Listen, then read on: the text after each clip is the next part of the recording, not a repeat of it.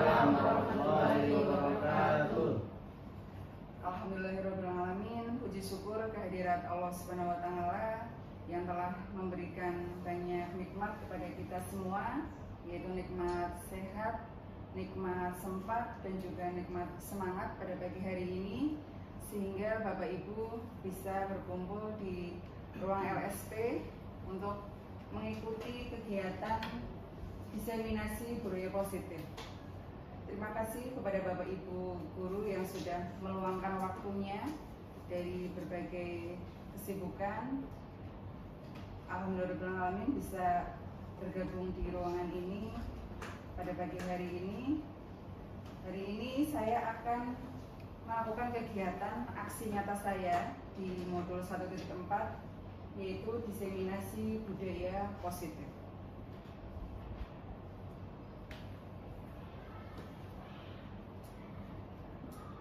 Materi yang akan saya sampaikan pada pagi hari ini ada 6 materi, yaitu disiplin positif dan nilai kebajikan universal, kemudian teori motivasi, hukuman, konsekuensi dan restitusi, keyakinan kelas, kebutuhan dasar manusia, 5 posisi kontrol guru, dan yang terakhir segitiga restitusi.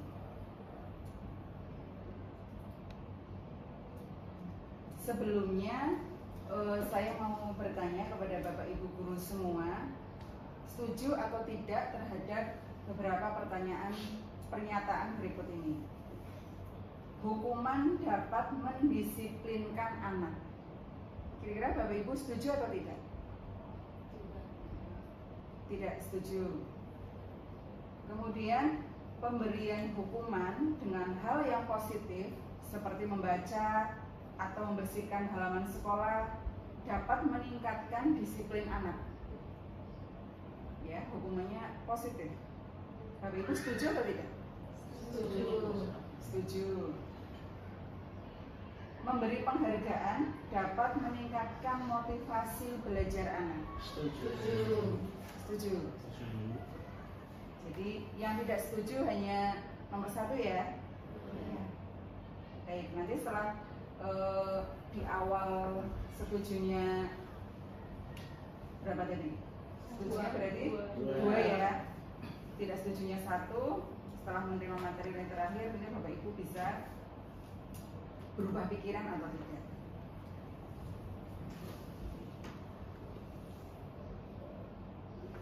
Ya, kemudian tentang perubahan paradigma. Jadi sebuah paradigma ini nanti akan menentukan suatu posisi kontrol ya. Siapa yang bisa mengontrol dari suatu kejadian. Nah, saya akan membagikan kertas kepada satu pasangan.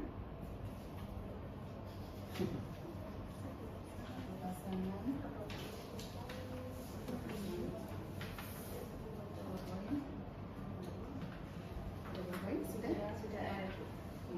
Jadi Bapak Ibu nanti berpasangan dengan pasangannya masing-masing.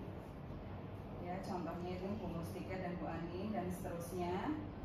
Nah, sekarang nanti satu orang nanti menuliskan di secari kertas tersebut, ya, tuliskan benda atau sesuatu yang sangat berharga bagi Anda.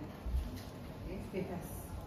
Silakan, mungkin ada kemungkinan ditentukan siapa yang akan menulis Benda atau makhluk? Benda ya, ini benda atau sesuatu. Kalau hidup, oh itu mau menulis istri ya. Ya boleh sih, boleh. Sesuatu, benda, makhluk hidup boleh. Ya, bebas. Silakan ditulis, ya. Tidak disampaikan kepada pasangannya, ya. Tidak disampaikan. Ini sesuatu yang sangat berharga bagi diri Anda. Hanya Anda yang mengetahui. Pasangannya tidak usah mengetahui benda paling berharga bagi diri Anda. Kemudian kalau sudah ditulis, silakan ditekuk nggih. Letakkan di salah satu tangan Anda. Genggam benda atau sesuatu tersebut dengan segala daya, ya, dengan segala kekuatan. Buatlah sebuah kepalan. Kemudian pasangannya, teman yang satu tadi, si B, akan mencoba dengan sekuat tenaga dengan berbagai cara untuk meminta Anda memberikan benda tersebut. Nanti si B bisa dengan membujuk, mengancam, menghardik, merayu, menyuap, pokoknya apa saja kegiatannya dengan segala upaya. Bagaimana caranya si B itu membujuk, merayu, dan segala upayanya coba dilakukan agar A itu mau membuka kepalan dan menunjukkan apa sih benda yang paling berharga dari teman Anda tersebut. Ya, seperti itu nggih. Silahkan dimulai. Bisa kurang kayak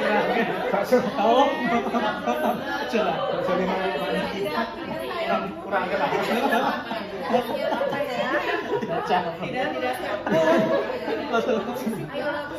sampai mau ini sampai berusaha untuk menjadikan cek 1 miliar lah mutasi nih kalau belum jadi bukan hanya menebak bendanya apa, tapi meminta untuk diberikan kepada Anda. belum dimutasi lagi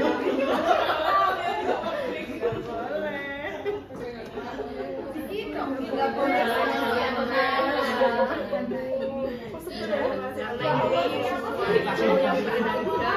Coba, ada yang berhasil atau tidak merayunya? Tidak boleh. Ayo, Pak, sudah menyerah. udah tapi mutasi ya dimutasi tak kayak Pak Edi yang berikan. Bu Endah belum mau. Bu Yana belum mau. Takso itu. Soalnya belum. Bu Sita tidak membolehkan.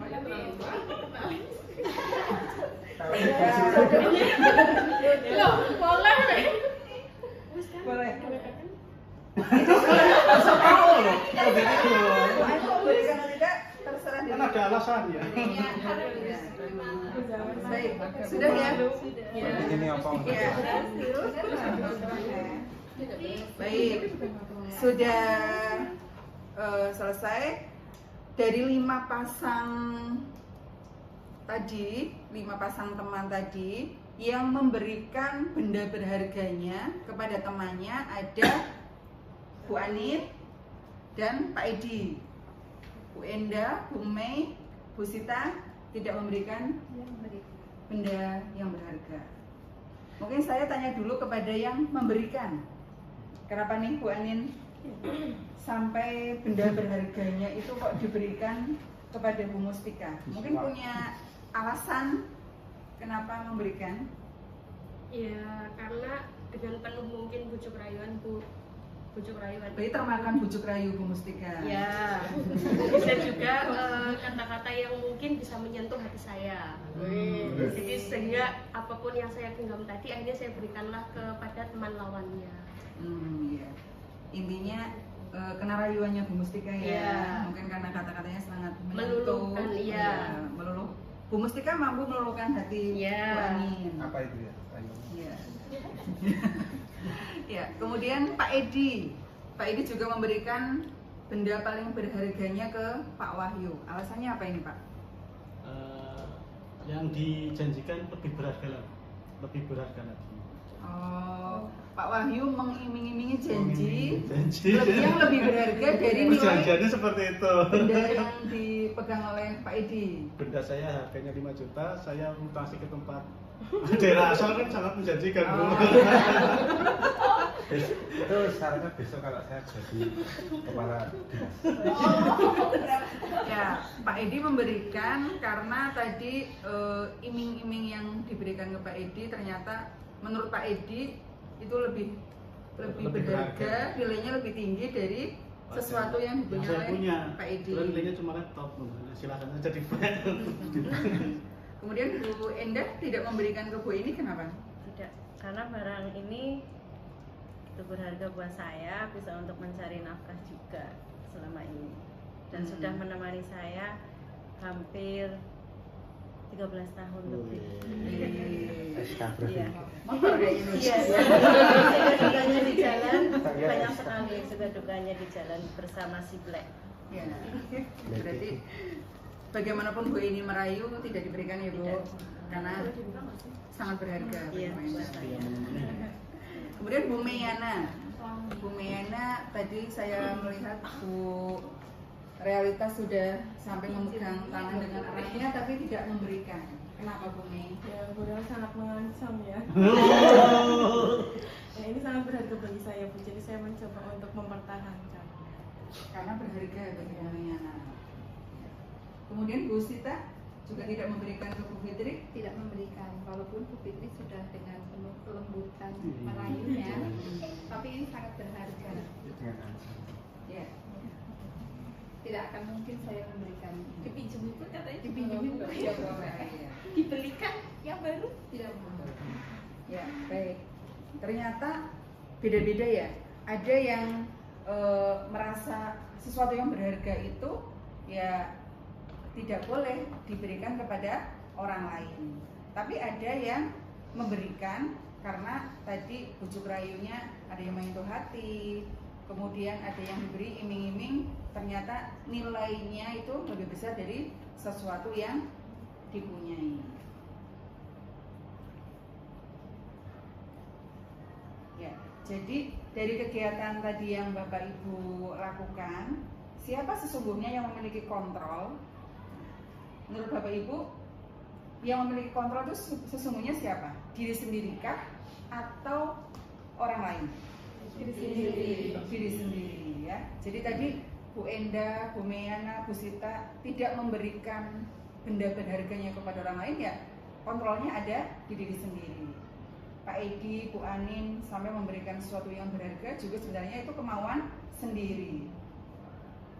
Perilaku orang lain terhadap kita itu sebenarnya tidak begitu signifikan untuk mempengaruhi kontrol kita, sehingga kontrol yang ada itu yang paling besar itu ada di diri sendiri. Walaupun dari luar diri kita sebenarnya mungkin ada stimulus-stimulus atau rangsangan yang membuat kita memutuskan sesuatu. Ini adalah teori kontrol, ada stimulus respon, kemudian teori kontrol. Realitas atau kebutuhan kita sama, stimulusnya seperti itu. Tapi ternyata untuk teori kontrolnya kebutuhan setiap orang itu berbeda. Mungkin tadi Bu Endah merasa motor itu sangat berharga, bagi orang lain belum tentu. Mungkin ada yang lebih berharga tadi di Pak Edi adalah laptop, seperti itu. Semua orang melihat hal yang sama, tapi secara teori kontrol setiap orang memiliki gambaran yang berbeda. Kita mencoba mengubah orang agar berpandangan sama dengan kita. Teori kontrolnya, kita berusaha memahami pandangan orang lain tentang dunia. Perilaku buruk dilihat sebagai suatu kesalahan. Secara teori kontrol, semua perilaku pasti memiliki tujuan. Orang lain bisa mengontrol saya. Teori kontrolnya, hanya Anda yang bisa mengontrol diri sendiri. Saya bisa mengontrol orang lain. Anda tidak bisa mengontrol orang lain. Pemaksaan ada pada saat bujukan gagal. Nah ini tadi ya, pemaksaan yang dilakukan Bu Realita terhadap Bu Meyana. Kalau bujukan secara verbal mungkin gagal, bisa dengan tindakan ya. Teori kontrolnya kolaborasi dan konsensus. Konsensus ini kesepakatan bersama menciptakan pilihan-pilihan baru. Model berpikirnya menang kalah. Kalau teori kontrol adalah model berpikir menang-menang. Ya, jadi di disiplin positif nanti ada beberapa materi ini sudah kita lakukan bahwa Anda tidak bisa mengontrol orang lain, hanya Anda yang bisa mengontrol diri Anda. Kemudian semua perilaku memiliki tujuan. Nanti ada teori motivasi yang ada. Jadi yang namanya motivasi itu ada beberapa jenis. Ada motivasi dari luar atau ekstrinsik dan motivasi dari dalam atau intrinsik. Nah, yang selama ini dilakukan, terutama murid-murid kita di sekolah ini di SMK Negeri 1 Mandiraja, mungkin secara teori mereka melakukan kegiatan-kegiatan yang positif. Mayoritas mungkin masih motivasi ekstrinsik, karena motivasi mereka adalah untuk menghindari hukuman atau kadang untuk mendapatkan imbalan. Nah, motivasi yang intrinsik ini yang nanti kita sebagai guru harus menumbuhkan bagaimana caranya agar murid-murid kita dalam melakukan kegiatan, dalam mematuhi segala jenis hal-hal yang positif ini, munculnya itu dari dalam diri sendiri.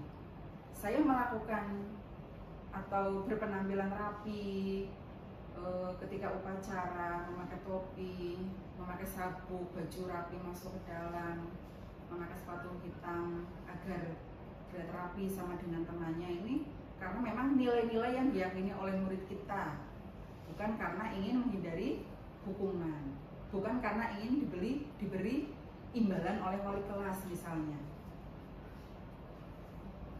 Kemudian untuk model berpikir menang-menang, ini nanti ada 5 posisi kontrol seorang guru di sekolah. Jadi posisi kontrol guru itu ada berbagai jenis, ada sebagai penghukum, ada sebagai pembuat rasa bersalah, ada sebagai teman, pemantau, dan juga manajer. Nanti kita lihat posisi kontrol mana yang paling baik di antara 5 tersebut. Kemudian ada segitiga restitusi.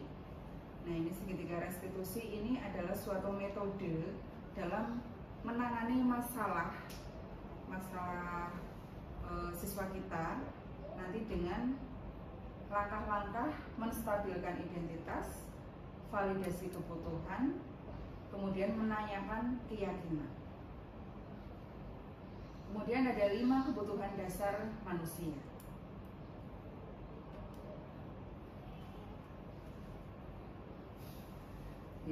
Makna disiplin. Disiplin berasal dari bahasa Latin disciplina, yang artinya belajar. Makna asal dari kata ini berkonotasi dengan disiplin diri dari murid-murid Sokrates dan Plato. Disiplin diri membuat orang menggali potensinya menuju sebuah tujuan, apa yang dia hargai. Namun dalam budaya kita, makna disiplin telah berubah menjadi sesuatu yang harus dilakukan seseorang pada orang lain untuk mendapatkan kebutuhan. Kecenderungan umumnya adalah menghubungkan kata disiplin dengan ketidaknyamanan, bukan apa yang kita hargai atau pencapaian suatu tujuan mulia. Mungkin Bapak Ibu guru ketika mendengar kata disiplin itu identik dengan apa? Apa Pak Wahyu? Perilaku. Terikat dengan aturan. Aturan. Menghindari hukuman. Menghindari hukuman. Waktu. Ya, disiplin. Waktunya harus tepat. Ya, jadi saat ini makna disiplin itu memang identik dengan sesuatu motivasi yang ekstrinsik ya, untuk menghindari hukuman karena kita harus taat kepada aturan. Kemudian perilaku kita tadi Pak Wahyu, perilaku disiplin kita. Nah, nanti bagaimana caranya agar disiplin yang kita lakukan sebagai seorang guru ini bukan lagi karena terikat pada aturan, karena untuk menghindari hukuman, tapi memang dari dalam diri sendiri. Ya, mungkin contohnya ketika disiplin waktu. Kita sebagai guru harus datang di sekolah maksimal jam 7.00. Mungkin selama ini motivasi kita agar apa Bapak Ibu? Tidak kekurangan. Tidak KWK, tidak T di Sinaga. Nah, bagaimana nanti kita kedepannya bisa menumbuhkan bahwa ya memang saya menghargai diri saya. Cara menghargai diri saya sendiri ya dengan datang ke sekolah tepat waktu. Itu sebagai bentuk penghargaan kepada diri saya agar disiplinnya itu memang muncul dari diri sendiri. Tujuan dari disiplin positif adalah menanamkan motivasi yang ketiga pada murid-murid kita, yaitu untuk menjadi orang yang mereka inginkan dan menghargai diri sendiri dengan nilai-nilai yang mereka percaya. Ketika murid-murid kita memiliki motivasi tersebut, mereka telah memiliki motivasi intrinsik yang berdampak jangka panjang. Motivasi yang tidak akan terpengaruh pada adanya hukuman atau hadiah.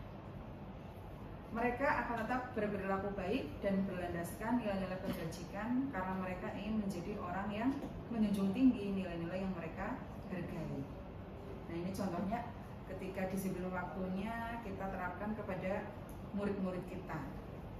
Mungkin ada sebagian dari murid kita yang memang datangnya selalu tepat waktu dan memang mereka menghargai diri sendiri.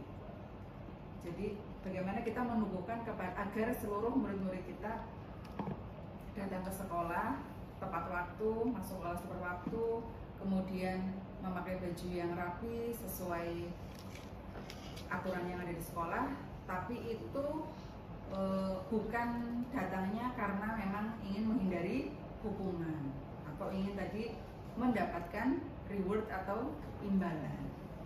Memang mungkin berat untuk menumbuhkan motivasi tersebut. Tapi saya yakin nanti ketika kita mulai berubah dari diri sendiri, kemudian memberikan teladan kepada murid kita, insya Allah nanti murid kita akan bisa berperilaku baik dan juga menanamkan budaya positif, tapi karena memang motivasi dari diri sendiri tadi.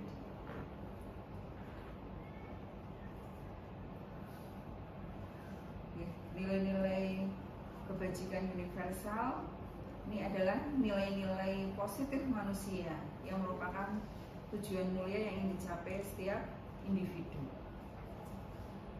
Nah, di sini ada beberapa nilai-nilai kebajikan yang dicapai oleh setiap anak yang kita kenal dengan profil pelajar Pancasila, yaitu beriman, bertakwa kepada Tuhan Yang Maha Esa, dan berakhlak mulia, mandiri, bernalar kritis, berkebinekaan global, bergotong royong, dan kreatif.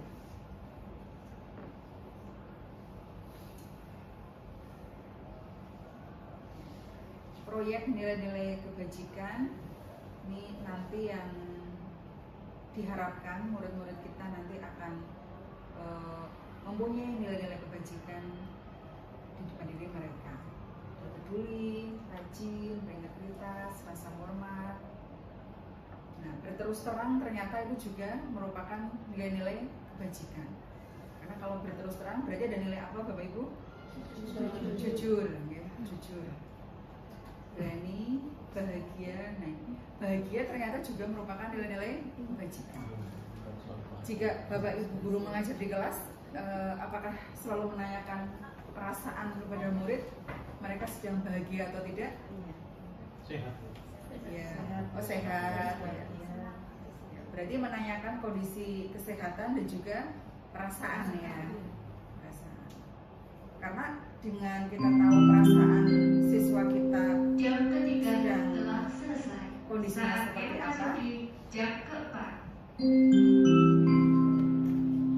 dengan kita mengetahui perasaan siswa kita, nanti pembelajarannya juga akan enak ya. Kita bisa mengetahui, oh si A sedang bahagia, si B sedang sedih misalnya. Nah, nanti bisa menyesuaikan. Kemudian tanggung jawab, kebersihan, kesantunan, keadilan, pengabdian. Ternyata banyak sekali nilai-nilai kebajikan yang harus dipunyai oleh siswa.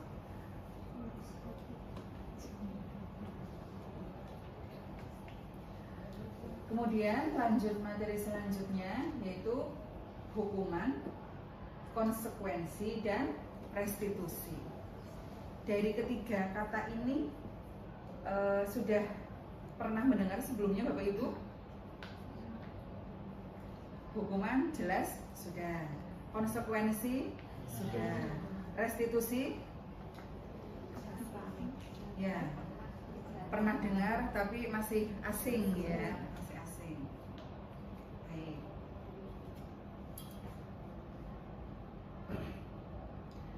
Dalam menjalankan peraturan ataupun keyakinan kelas atau sekolah, bila mana ada suatu pelanggaran, tentunya sesuatu harus terjadi. Untuk itu kita perlu meninjau ulang tindakan penegakan peraturan atau keyakinan kelas atau sekolah kita selama ini. Tindakan terhadap suatu pelanggaran pada umumnya berbentuk hukuman atau konsekuensi. Dalam kesempatan ini nanti akan diperkenalkan program disiplin positif yang namanya restitusi. Mungkin bagi Bapak Ibu sering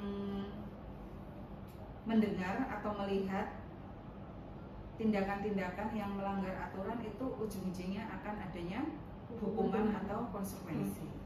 Nah, ternyata hukuman atau konsekuensi itu tidak bisa membuat murid kita itu menjadi tidak mengulangi perbuatan itu lagi.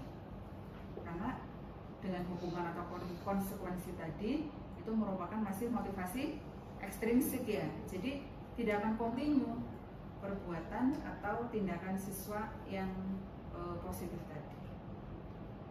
Kalau nanti dengan metode restitusi, nanti karena yang ditanamkan adalah keyakinan kelas, jadi melakukan tindakan positif tadi memang motivasinya dari diri sendiri. Itu nanti akan lebih kekal, lebih kontinu untuk kegiatan positifnya.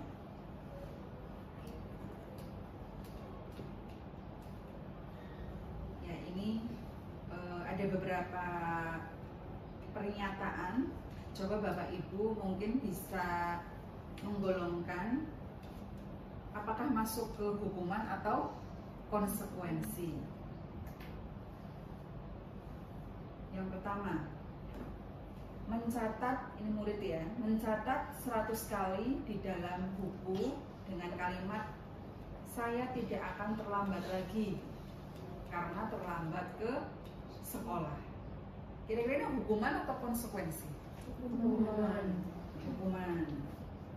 Lari mengelilingi lapangan basket 2 kali karena terlambat hadir di sekolah. Hukuman. Murid diminta untuk push up 15 kali karena tidak menggunakan masker ke sekolah. Hukuman. Menggantikan kertas tugas teman yang telah dicoret-coret. Konsekuensi. Membersihkan tumpahan air di meja tulis karena tersenggol pada saat belajar. Konsekuensi. Murid disuruh mengenakan sepatu seharian di sekolah karena tidak mengenakan sepatu hitam. Murid disuruh untuk mengenakan sepatu yang tidak hitam, karena hari itu dia tidak memakai sepatu hitam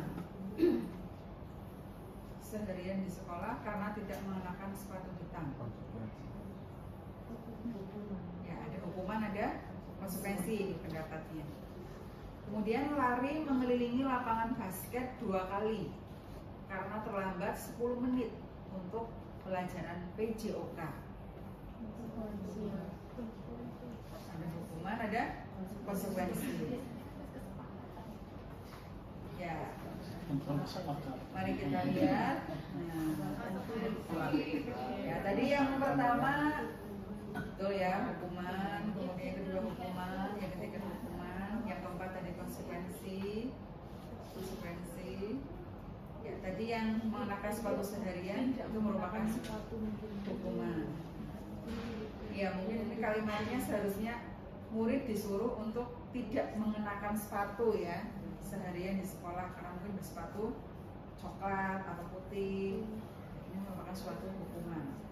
Yang terakhir, yang lari mengelilingi lapangan basket 2 kali, tapi karena mapel PJOK itu bukan merupakan suatu hukuman, itu konsekuensi, karena memang ada hubungannya antara dia lari kan merupakan bagian dari pembelajaran olahraga, atau mungkin dengan guru olahraga sudah membuat kesepakatan kelas atau keyakinan kelas bahwa nanti yang telat ada konsekuensinya, itu lari. Tapi kan konsekuensinya itu masih ada hubungannya ya dengan mapel olahraga lari. Beda misalnya terlambat di mapel PJOK, misal konsekuensinya adalah membersihkan WC, ya, kan tidak ada hubungannya. Ya, jadi hukuman dan konsekuensi itu ada perbedaan. Kalau hukuman, sesuatu yang menyakitkan harus terjadi. Ya, anak disuruh push up, anak disuruh mencatat yang berlembar-lembar, itu bukan kadang lagi, pasti membuat hati siswa itu terutama jadi sakit ya, menyakitkan. Itu menyakitkannya tidak harus secara fisik, kadang menyakitkan di hati. Kalau konsekuensi, sesuatu yang harus terjadi. Kemudian membuat anak sakit fisik maupun batin untuk jangka waktu yang lama, karena anak tersebut pasti akan mengingat ya, di memori anak tersebut pernah mendapatkan hukuman. Itu jangka waktu yang lama hilangnya. Kalau konsekuensi membuat anak tidak merasa tidak nyaman, tapi jangka waktunya pendek. Anak membenci kedisiplinan. Kalau dengan konsekuensi, anak menghargai disiplin. Hukuman adalah paksaan, kalau konsekuensi stimulus tanggapan. Hukuman mendorong anak menyakiti diri sendiri, konsekuensi mendorong anak agar mudah menyesuaikan diri. Hukuman konsep diri yang buruk, konsekuensi konsep diri yang baik. Hukuman anak belajar untuk menyembunyikan kesalahan, konsekuensi anak belajar untuk mematuhi peraturan. Dengan hukuman ada rasa marah, rasa bersalah, dipermalukan dan merasa tidak dihargai. Konsekuensi kehilangan hak, dibuat tidak nyaman, diasingkan untuk sementara. Nah, ini ternyata konsekuensi itu juga walaupun lebih baik dari hukuman, tapi ternyata ada hal-hal yang di sana juga negatif. Jadi untuk yang paling baik adalah restitusi. Restitusi adalah proses menciptakan kondisi bagi murid untuk memperbaiki kesalahan mereka, sehingga mereka bisa kembali pada kelompok mereka dengan karakter yang lebih kuat. Anak memang salah, tapi bagaimana caranya kita membuat mental mereka menjadi kuat kembali, tidak mempermalukan mereka, kita memaklumi kesalahan mereka, kemudian kita mengembalikan ke keyakinan kelas yang positif. Restitusi juga merupakan proses kolaboratif yang mengajarkan murid untuk mencari solusi untuk masalah mereka dan membantu murid berpikir tentang orang seperti apa yang mereka nanti inginkan dan bagaimana mereka harus memperlakukan orang lain. Ada 9 ciri-ciri restitusi. Restitusi bukan untuk menebus kesalahan, namun untuk belajar dari kesalahan. Jadi dengan restitusi ini nanti kita menyadarkan murid bahwa semua orang ya pasti kadang melakukan kesalahan. tapi ada pembelajaran yang bisa diambil. Kemudian memperbaiki hubungan, tawaran bukan paksaan, restitusi menuntun untuk melihat ke dalam diri, restitusi mencari kebutuhan dasar yang mendasari tindakan. Jadi manusia memang mempunyai suatu kebutuhan dasar. Kadang ada anak melakukan kesalahan, berbuat negatif, itu karena kebutuhan dasarnya yang belum terpenuhi. Restitusi diri adalah cara yang paling baik. Restitusi fokus pada karakter, bukan tindakan. Restitusi fokus pada solusi. Restitusi mengembalikan murid yang berbuat salah pada kelompoknya.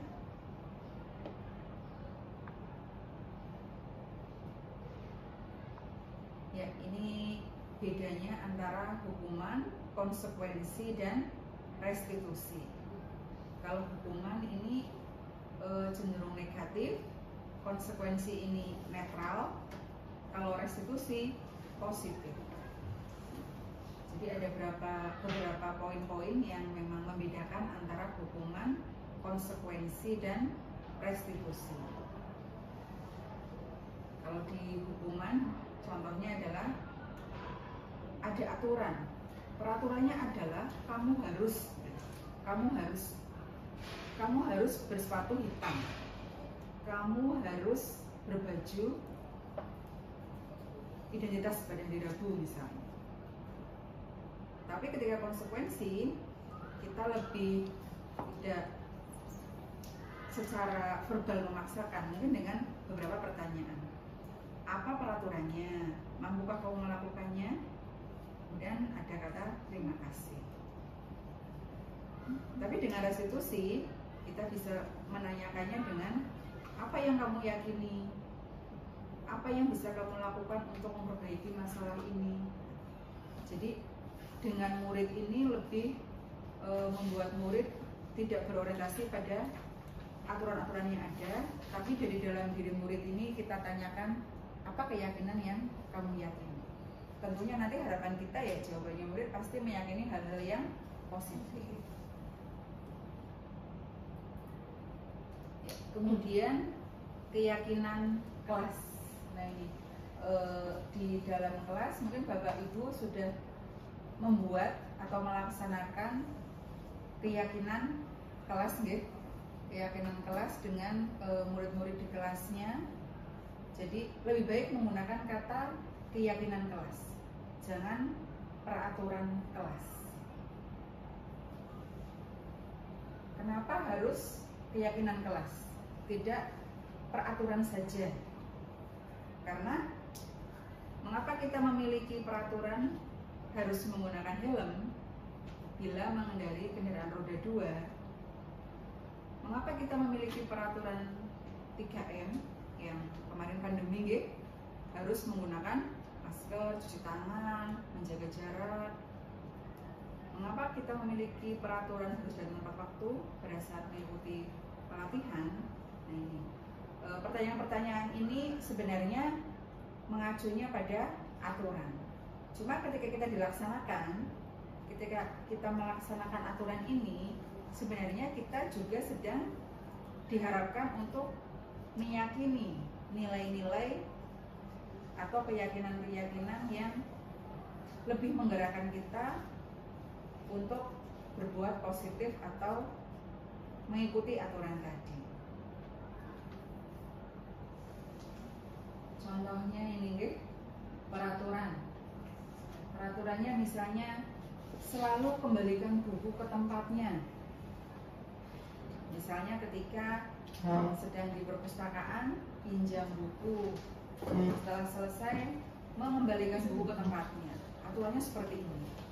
Tapi ketika kita membuat keyakinan kelas, ada nilai-nilai kebajikan yang ada di aturan tersebut. Coba Bapak Ibu, yang pertama, aturan selalu mengembalikan buku ke tempatnya. Ini ada nilai apa di sini? Keyakinan kelasnya ada nilai apa di sini kira-kira? Disiplin, kerapian, tanggung jawab, Kemudian yang kedua, dilarang mengganggu orang lain, menghormati orang lain, toleransi, hadir di sekolah 15 menit sebelum pembelajaran dimulai, disiplin, ada tanggung jawab, dilarang melakukan kekerasan. Ini, melakukan kekerasan terhadap teman ya, maksudnya siswa dilarang melakukan kekerasan kepada teman. Ini kira-kira ada nilai kebajikan apa? Menghargai, menghormati orang lain, menyayangi, berperilaku lemah lembut ya kepada teman. Dilarang menggunakan narkoba. Nilai-nilai kebajikannya apa ini?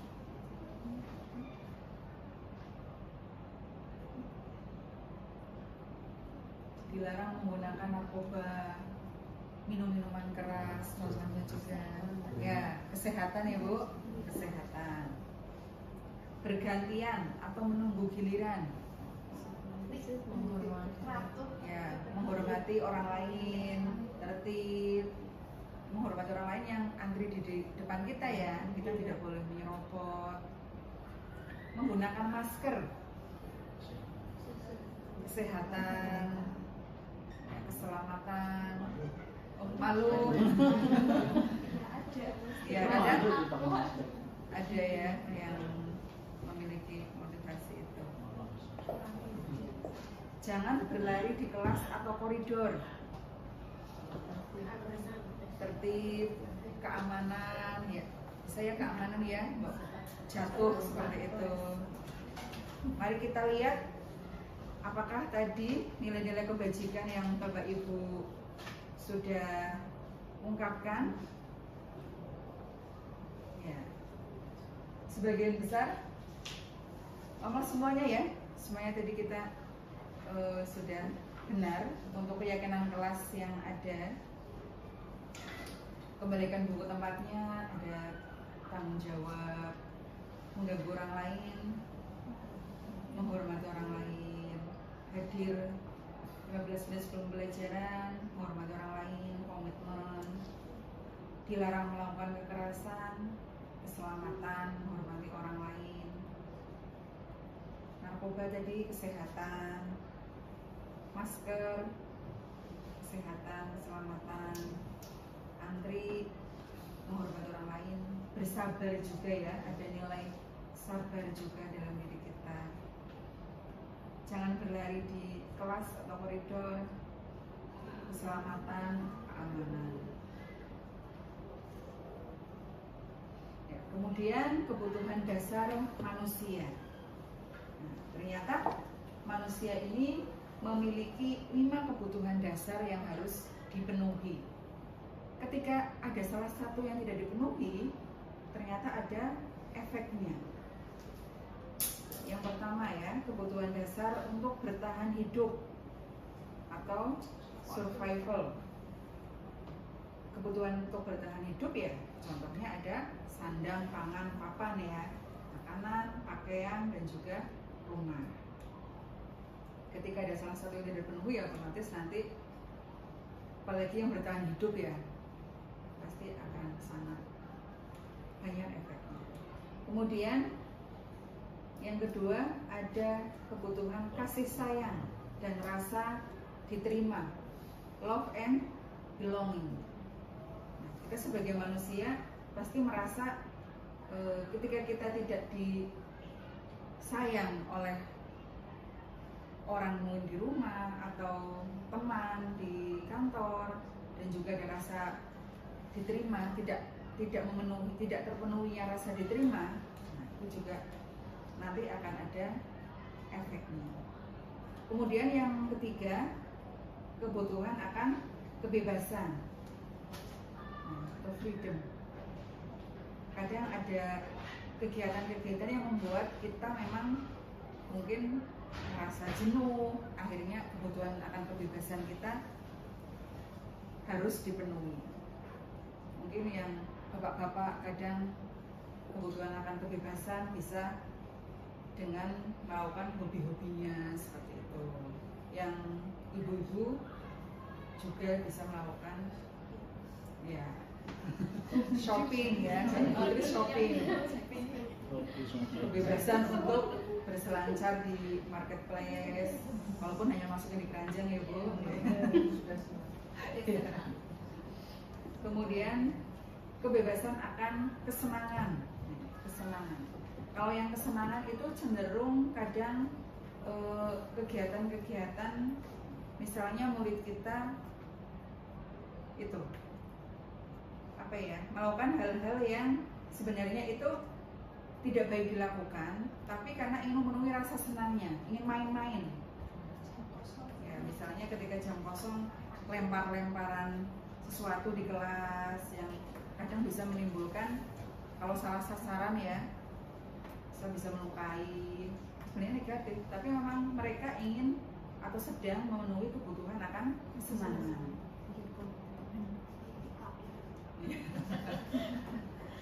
Yang terakhir ada kebutuhan akan penguasaan atau power. Nah, ini di kelas kadang mungkin ada murid kita yang sedang memenuhi kebutuhan akan penguasaan. Ini contohnya ketika ingin merasa di kelas itu sebagai apa ya, yang mempunyai power di kelasnya untuk mengatur kelasnya. Kadang kan ada siswa yang seperti itu, nggih, di kelas senang mengatur teman, kemudian ada rasa ingin selalu di apa ya, dispesialkan, dihargai, dipenuhi perintah-perintahnya. Itu sebenarnya mereka sedang memenuhi akan kebutuhan penguasaan. Ketika seorang murid melakukan suatu perbuatan yang bertentangan dengan nilai kebajikan atau melanggar aturan, hal itu sebenarnya dikarenakan mereka gagal memenuhi kebutuhan dasar mereka. Mungkin yang ada murid yang misalnya selalu berpakaiannya tidak rapi, atau memakai seragam atau sepatunya tidak sesuai aturan hari itu. Mungkin mereka sedang ingin memenuhi kebutuhan akan kebebasan. Ya, seperti itu. Kemudian lanjut di materi selanjutnya, ini ada 5 posisi kontrol. 5 posisi kontrol guru. Ada 5 posisi kontrol guru. Yang pertama sebagai penghukum, sebagai pembuat rasa bersalah, sebagai teman, sebagai pemantau, atau sebagai manajer.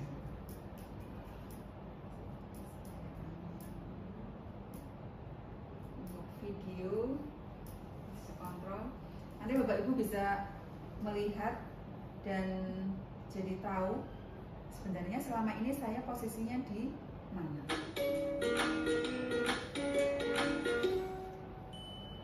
Salam bahagia Ibu dan Bapak guru hebat.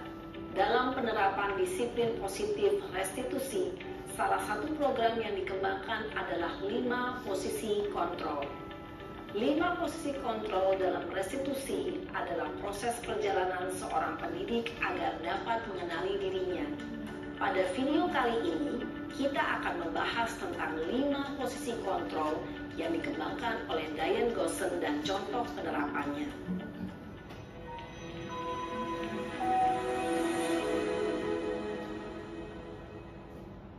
Lima posisi kontrol itu adalah: 1. Posisi penghukum. 2. Posisi pembuat merasa bersalah. 3. Posisi teman. 4. Posisi pemantau atau monitor. Dan 5. Posisi manajer.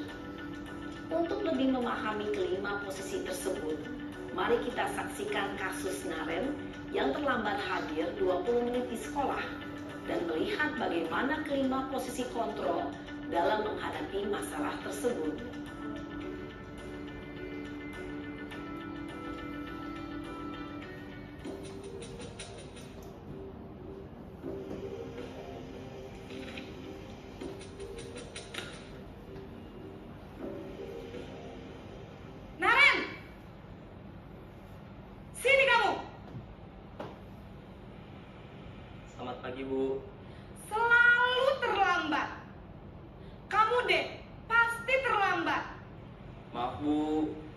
Saya...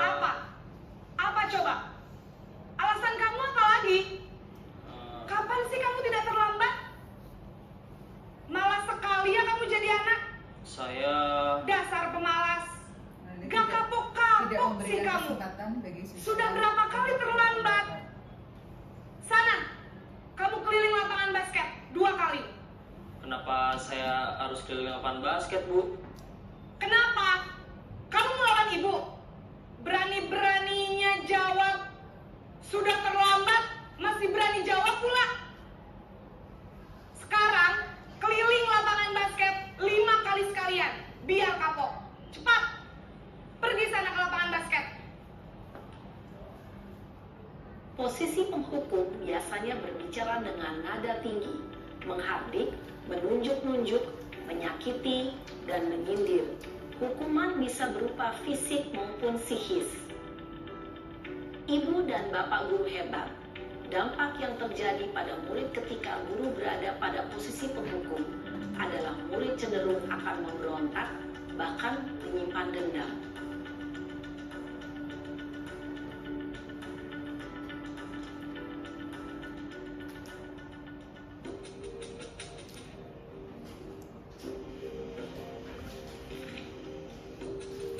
Ini posisi yang kedua, pembuat rasa bersalah.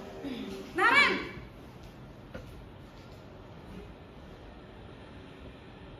Selamat pagi, Bu. Naren. Kamu kenapa terlambat lagi, nak? Ya Tuhan, Naren. Kamu senang ya bikin ibu susah ya? Kalau kamu terlambat lagi, nanti ibu yang ditegur bapak kepala sekolah, nak. Disangka ibu tidak bisa membina kamu. Duh, gimana ini? Maaf, Bu. Duh, Gusti Naren. Kamu suka ya kalau ibu ditegur bapak kepala sekolah? Terus, sekarang ibu harus tulis apa ini di buku absen? Ini kamu sudah sering terlambat loh. Ibu harus apa coba? Maaf, Bu. Maaf sekali. Ya sudah, lain kali jangan bikin ibu susah lagi ya, nak ya. Ibu tidak akan kuat lagi kalau kamu begini terus. Bisa jantungan kalau ibu tegur bapak kepala sekolah. Sana cepat ke kelas. Maaf ya, Bu. Maaf sekali. Ya, memang membuat murid benar-benar merasa. Posisi pembuat rasa bersalah berbicara dengan nada tenang, cenderung lembut. Namun kata-kata yang diutarakan membuat murid merasa menjadi orang yang gagal, memandang buruk dirinya sendiri, merasa tidak berharga, dan tidak sanggup membahagiakan orang lain. Ketika guru mengambil posisi pembuat rasa bersalah, murid akan menganggap dirinya yang bersalah dan ia akan menyimpan emosi negatif tersebut di dalam dirinya. Yang ketiga, posisi teman.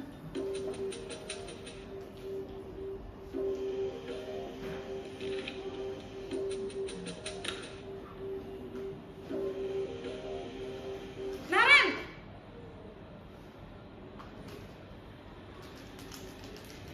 Selamat pagi, Bu. Wah, sudah jam berapa ini, nak? Terlambat lagi ya, sayang. Iya, Bu. Habis ibu saya lupa bangunkan saya, Bu. Kamu malah menyalahkan ibu kamu. Kamu bukannya anak yang larinya paling kencang. Kok terlambat sih? Iya, Bu. Saya memang terlambat bangun tadi. Jadi, biarpun saya lari kencang, tetap gak kekejar, Bu. Ya sudah sana. Nanti lain kali larinya lebih kenceng lagi ya. Biar gak terlambat lagi. Bikin seneng ibu. Demi ibu. Bisa kan? Bisa lah, Bu. Ya sudah sana masuk kelas. Ibu beresin urusan absen kamu. Kamu ini ada-ada saja. Dalam posisi teman, guru berbicara dengan nada suara ramah, akrab, cenderung bersenda gurau untuk menjaga suasana tetap santai. Murid akan merasa senang, aman, dan akrab dengan guru. Identitas yang tercipta adalah identitas sukses atau berhasil. Namun, perlu diingat, karena ini masih dorongan eksternal, maka ada faktor ketergantungan dari murid kepada orang tertentu. Di sini guru absen ya, sehingga di lain waktu murid bisa berperilaku baik, namun hanya kepada orang-orang tertentu saja.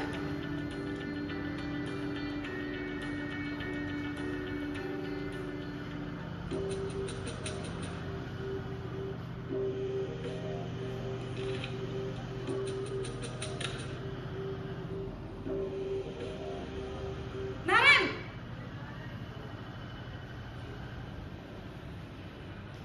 Selamat pagi, Bu. Naren, apa peraturan sekolah kita tentang jam berapa kita harus masuk sekolah, nak? Kita harus di sekolah jam 7, Bu. Iya, betul. Sekarang sudah jam 7.20. Naren sudah tahu konsekuensinya jika terlambat hadir. Paham, Bu. Saya harus tinggal kelas pas jam istirahat selama 20 menit. Iya, benar. Konsekuensinya demikian. Jadi nanti jam 9.30 pas istirahat, kamu harus tinggal di kelas, kerjakan tugas tambahan untuk ketertinggalan kamu, ya? Baik, Bu. Posisi pemantau mengandalkan penghitungan atau data untuk mengontrol murid. Guru mengarahkan murid berdasarkan peraturan dan konsekuensi. Seorang pemantau menunjukkan bahasa tubuh dan ekspresi wajah yang datar dan cenderung formal.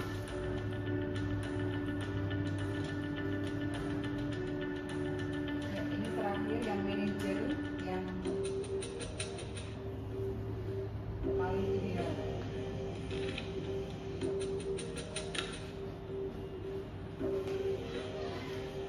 Naren!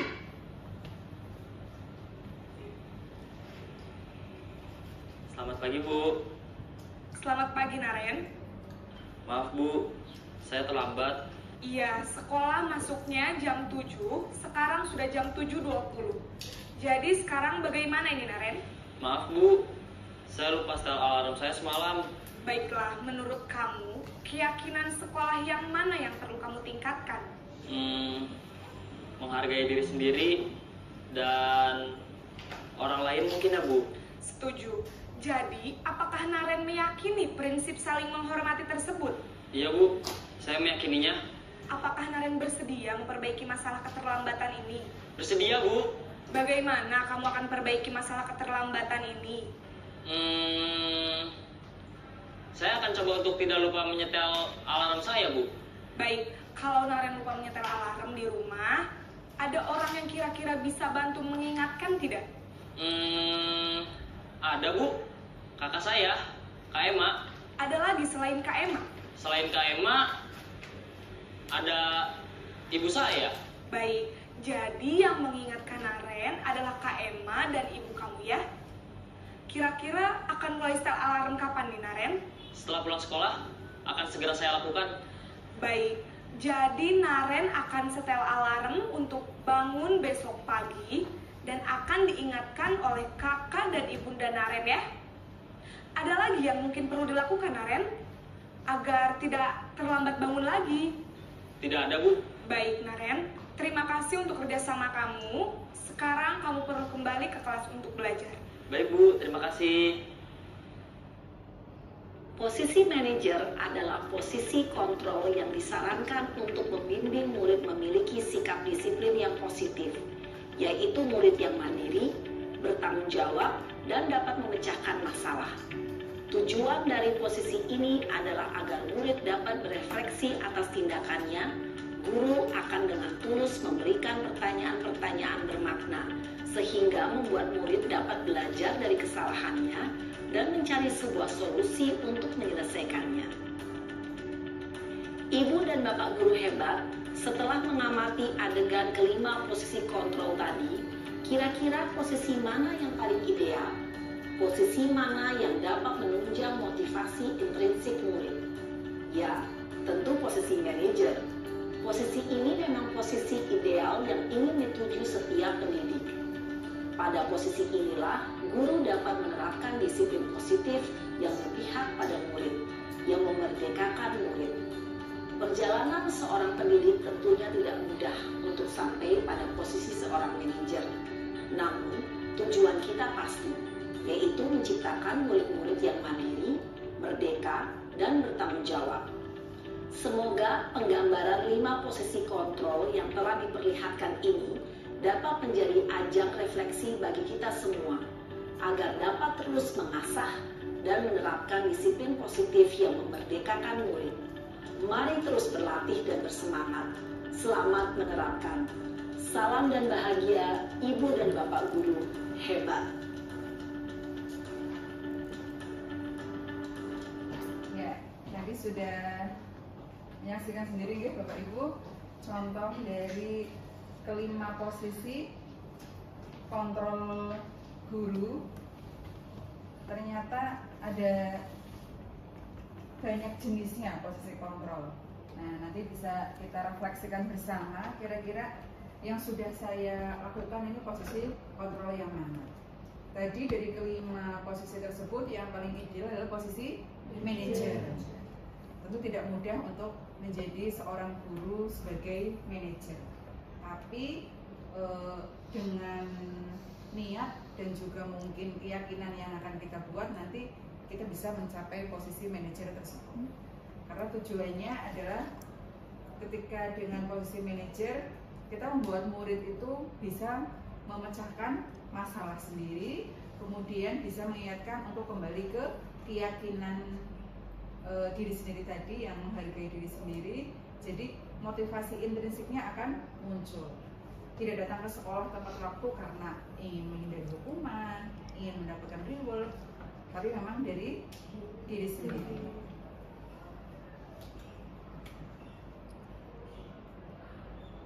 Yang terakhir adalah materi segitiga restitusi.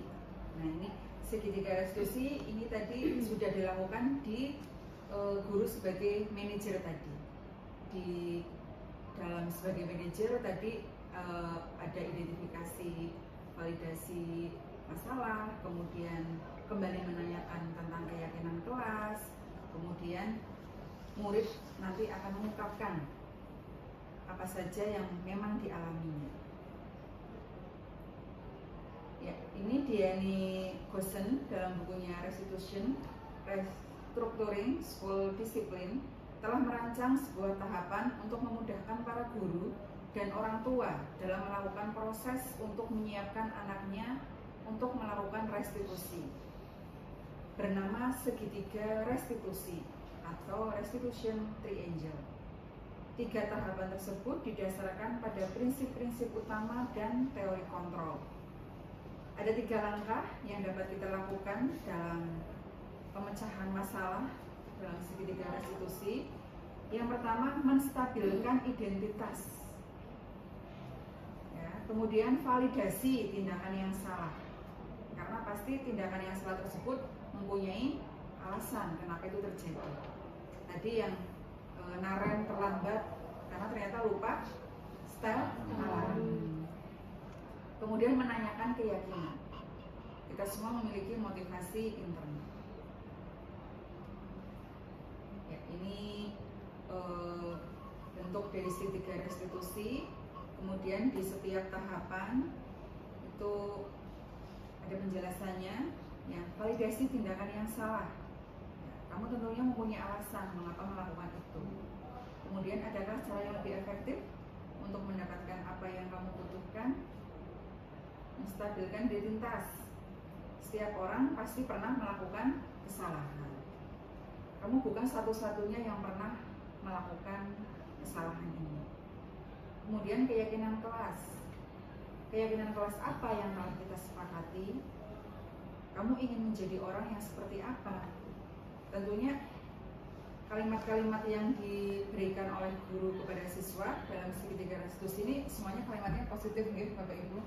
Tidak ada yang menyalahkan, kemudian membuat merasa bersalah anaknya, atau tadi seperti kalimat-kalimat bersenda guru layaknya sebagai teman.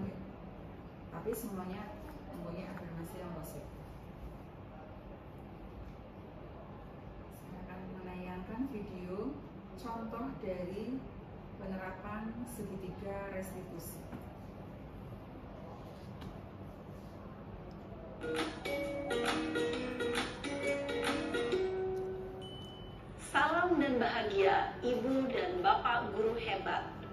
Pada video kali ini kita akan membahas tentang salah satu program disiplin positif yang diterapkan di lingkungan sekolah yang dikenal dengan nama restitusi.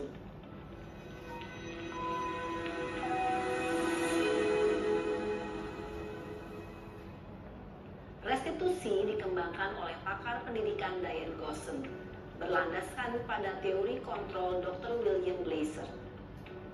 Segitiga restitusi adalah suatu proses dialog yang dijalankan oleh guru atau orang tua agar dapat menghasilkan murid yang mandiri dan bertanggung jawab. Pada saat guru di posisi manajer, aspek yang dikembangkan pada murid adalah motivasi intrinsik, sehingga penanaman nilai-nilai kebajikan dapat tumbuh dan berkembang menjadi suatu kebiasaan positif yang akhirnya membentuk karakter murid. Proses dialog ini terdiri dari 3 langkah yang digambarkan pada ketiga sisi pada segitiga restitusi. Sisi pertama adalah menstabilkan identitas. Sisi yang kedua adalah validasi tindakan yang salah. Dan sisi yang ketiga adalah menanyakan keyakinan. Ibu dan Bapak guru, berikut ini akan ditunjukkan bagaimana seorang guru berada dalam posisi manajer menggunakan penerapan segitiga restitusi.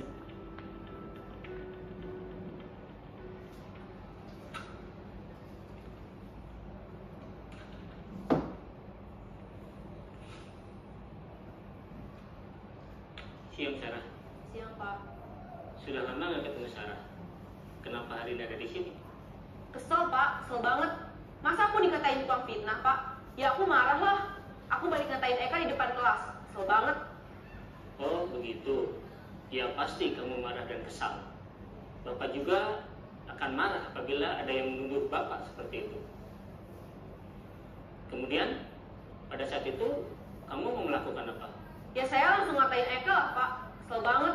Saya bentak-bentak dia depan teman-teman lain. Oh, begitu. Pasti kamu melakukan seperti itu karena suatu alasan tertentu, bukan?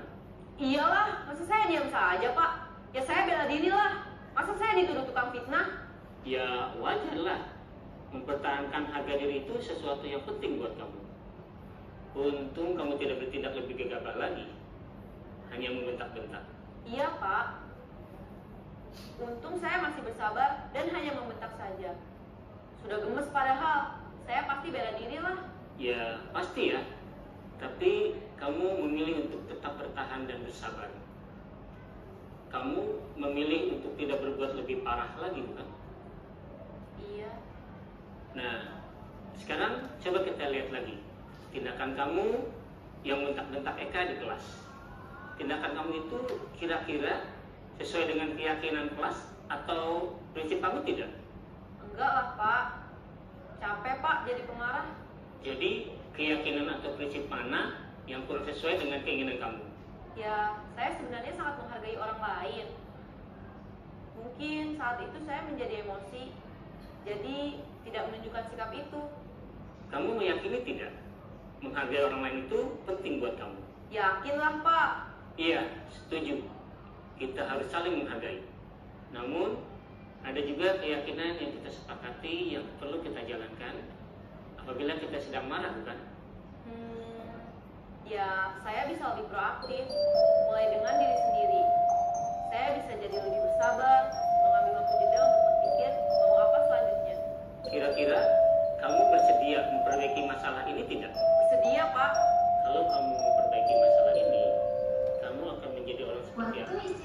Saya akan menjadi orang yang bertanggung jawab kali ya, Pak. Dan senantiasa proaktif. Iya. Menurut kamu, bagaimana rasanya menjadi orang seperti itu? Ya nyaman lah, bangga bisa bersabar dan menahan diri.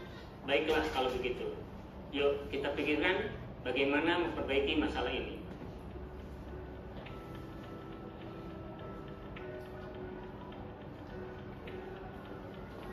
Ibu dan Bapak guru hebat. Baru saja kita menyaksikan contoh bagaimana seorang guru berada dalam posisi manajer menggunakan penerapan segitiga restitusi. Mari kita bahas satu persatu. Pada sisi pertama, menstabilkan identitas berdasarkan pada prinsip bahwa membuat kesalahan adalah bagian dari proses pembelajaran.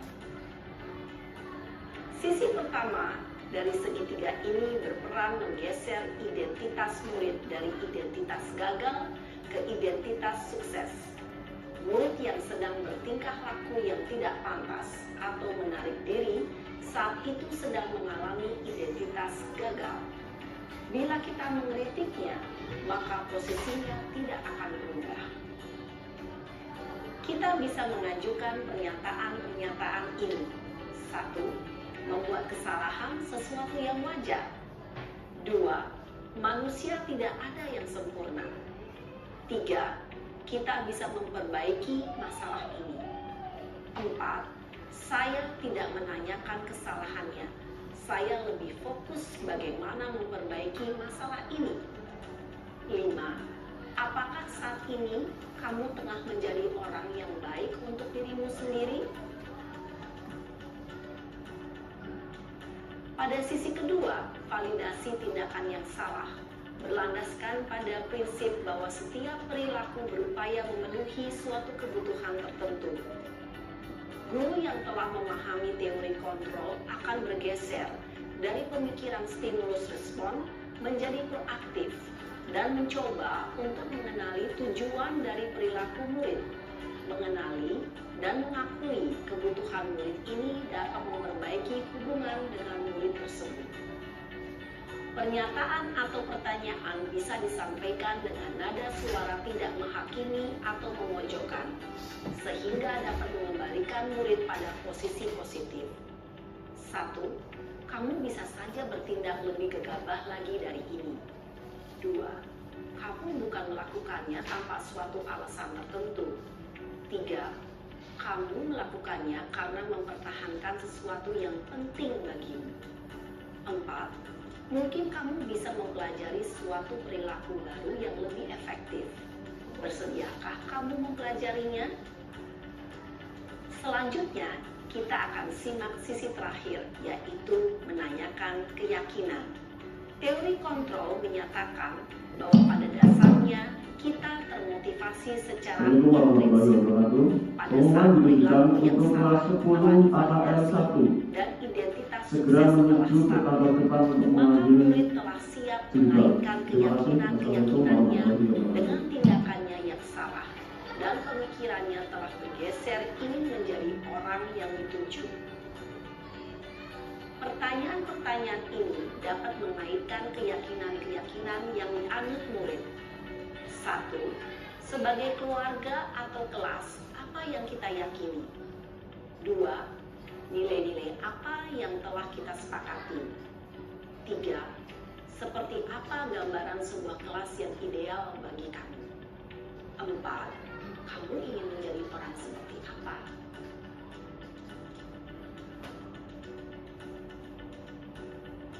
Dalam menerapkan segitiga restitusi, perlu diperhatikan beberapa hal, yaitu 1. Perilaku yang salah perlu dikaitkan dengan nilai-nilai atau keyakinan-keyakinan yang telah disepakati atau dituju. 2. Kesediaan orang yang melakukan kesalahan untuk memperbaiki masalah. 3. Pemecahan masalah sebisa mungkin relevan atau memiliki hubungan dengan masalah yang ada. 4. Usaha. Perlu adanya suatu usaha perbaikan dari pihak yang berbuat kesalahan. 5. Waktu. Perlu didedikasikan waktu dari pihak yang berbuat kesalahan. Tanyakan kapan akan mulai diberlakukan usaha untuk memperbaiki masalah.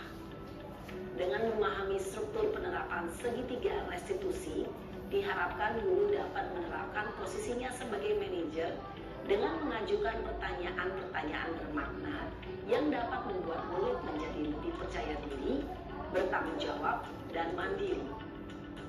Nah, ibu bapak guru perlu tidaknya mengikuti ketiga tahapan dalam segitiga restitusi bergantung pada ringan beratnya suatu permasalahan. Misalnya, bila permasalahan tersebut ringan, maka tidak perlu dijalankan secara berurutan. Bahkan bisa semudah menanyakan apa keyakinan yang kita sepakati. dengan menjalankan segitiga restitusi dengan mengajukan pertanyaan-pertanyaan bermakna, diharapkan murid menjadi lebih kuat secara pribadi, dapat membuka wawasan murid agar dapat menyelesaikan permasalahannya sendiri, semakin percaya diri, mandiri, dan merdeka. Salam dan bahagia, Ibu Bapak Guru hebat.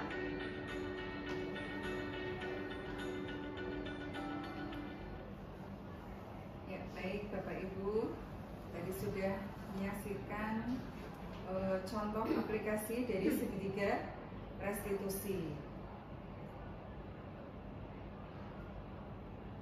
Ya, jadi ada 3 tahapan ya, tadi ada menstabilkan identitas, kemudian validasi kesalahan atau kebutuhan, kemudian menanyakan keyakinan.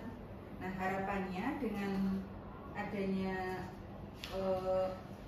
tahapan-tahapan dalam segitiga restitusi itu, nanti anak jadi yang tadinya memang dia membuat kesalahan, pertama kita memaklumi bahwa semua orang pasti berbuat salah. Terus kemudian yang kedua, validasi tindakan yang salah tadi, kita bisa menyadarkan kepada anak bahwa tidak apa melakukan kesalahan, yang penting nanti kedepannya ada usaha untuk memperbaikinya. Kembali lagi ke keyakinan kelas tadi. Diharapkan dengan adanya segitiga restitusi ini, nanti ketika kita memecahkan masalah dengan anak itu, anak menjadi anak yang lebih mandiri, kemudian percaya diri, dan juga bertanggung jawab terhadap apa yang sudah dilakukan. Kemudian saya sudah melakukan praktek segitiga restitusi kemarin kepada 2 siswa, ada 2 kasus, yaitu kasus yang pertama yang Alvina 12 LPB 1.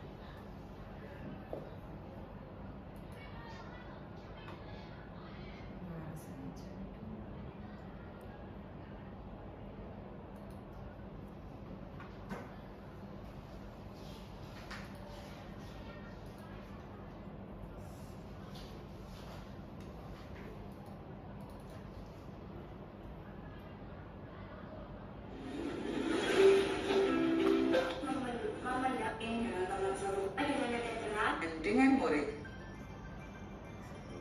Tahap terakhir adalah menanyakannya selalu dicontek oleh memunculkan motivasi tindakan yang salah. Ini kasus yang pertama. Kasus pertama, Alvina tidak terima pekerjaannya selalu dicontek oleh temannya. Ia marah dan tidak dapat menahan emosinya. Berikut skenario penyelesaian masalah dengan menggunakan segitiga restitusi. Alvina, tadi Ibu dengar kamu bertengkar ya dengan Bunga di kelas? Iya Bu, soalnya kesel sih. Kesel kenapa? Karena Bunga selalu mencontek pekerjaan saya, tidak hanya tugas-tugas, tetapi PR juga. Ya wajar lah ya jika kamu marah dan juga kesal. Mungkin kalau saya di posisi kamu juga saya akan merasa kesal karena hasil pekerjaannya selalu mencontek. Terus kamu melakukan apa sama Bunga? Saya membentak Bunga dengan nada keras dan memaki-makinya Bu. Saling maki-maki? Iya.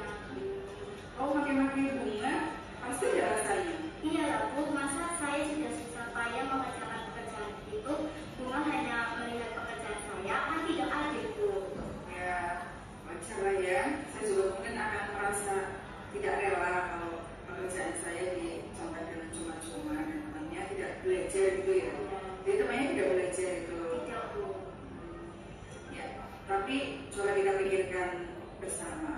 Menurut kamu maki-maki Bunga seperti itu di kelas ya, di depan teman-teman satu kelas, itu sesuai nggak dengan keyakinan kelas kita? Tidak sesuai Bu. Tidak sesuai. Kira-kira keyakinan kelas apa yang kamu langgar? Saling menghormati. Saling menghormati. Saling menghormati menurutmu penting nggak sih? Penting banget satu. Penting ya. Nah, kira-kira sekarang kamu sudah tahu saling menghormati itu penting dengan teman satu kelas.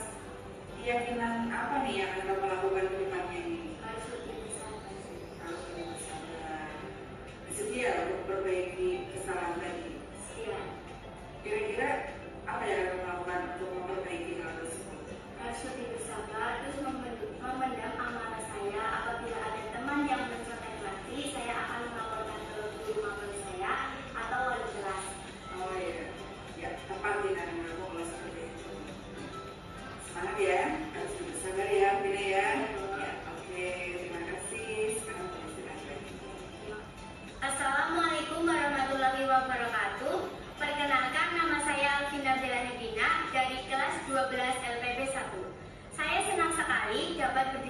dengan Ibu Tias untuk dapat mengendalikan diri dari amarah karena perilaku teman-teman saya. Saya harus banyak belajar bersabar dan menghormati teman. Wassalamualaikum warahmatullahi wabarakatuh. Kasus kedua, Hamid sering ngantuk dan tidur di kelas, sehingga dia tidak bisa mengikuti pembelajaran dengan baik. Berikut skenario penyelesaian masalah menggunakan segitiga restitusi.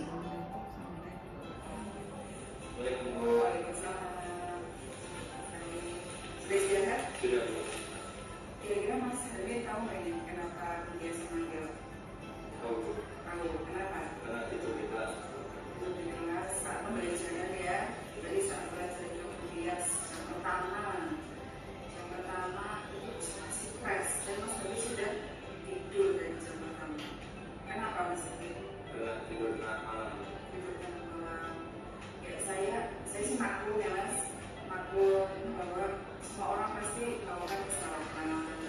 Kalau saya tidak benarkan, ya dan lebih belasan pembelajaran ya melakukan kesalahan. Nah, semua siswa ya pasti pernah melakukan kesalahan. Dan Mas Hamid saja yang pernah tidur di kelas saat pembelajaran. Cuma saya mau konfirmasi saja nih, kenapa kok bisa jam pertama itu sudah tidur? Karena tidur tengah malam. Jam berapa tidurnya? 2, Bu. Jam 2? Ya, Bu. Itu belajar atau ngapain itu? Kok tidurnya sampai jam 2 itu? Ikut organisasi. Ikut organisasi. Organisasi apa Mas? Organisasi Ibnu. Ibnu. Ya, Bu. Saya sih senang ya Mas Hamid ikut organisasi, kegiatannya positif gitu. Tapi kok sampai malam? Emang kegiatannya sampai malam? Ya, Bu. Sampai jam berapa? Jam 10. Jam 10. 10 kan belum malam, harusnya langsung pulang kan enggak itu? Ya, Bu. Enggak. Ngapain? Kopi, Bu. Ngopi. Udah sekarang sudah ngopi ya. Ngopi ya. Ngopi sama teman-teman. Ya, Bu. Ngopi sampai jam berapa? Sampai jam 12. Terus pulang. Ya, Bu. Terus tidur. Belum. Terus sampai jam 2 ngapain?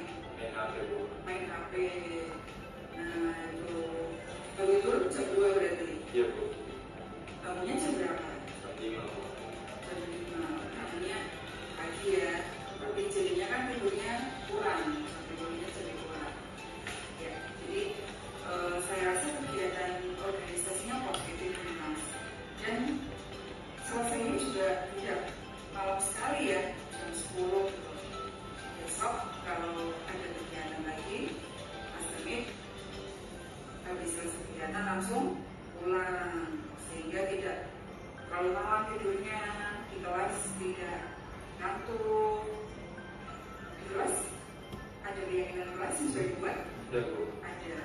Kira-kira Mas Hamid melanggar keyakinan kelas yang mana ini? Yang tidak boleh tidur di kelas, Bu. Ya, tidak boleh tidur di kelas saat belajar. Mas Hamid sudah tahu ya apa keyakinan kelas yang dilanggar ya. Jadi menurut Ibu kegiatan yang Mas Hamid itu sudah positif, sudah baik, cuma Mas Hamid belum bisa memanage waktu ya, mengatur waktu. Saran saya besok kalau ikut organisasi lagi, kegiatan lagi, setelah selesai itu langsung pulang, sehingga tidurnya tidak terlalu malam. Terus kemudian kalau di kelas ada rasa kantuk yang sudah muncul, Mas Hamid keluar kelas ambil air wudhu ya. Jadi mengurangi rasa kantuk, atau mungkin setelah wudhu bisa sholat dulu. Jam keempat telah selesai. Saatnya masuk jam kedua. Besok ya. Masih mau istirahat, besok istirahat. Kasih, Bu.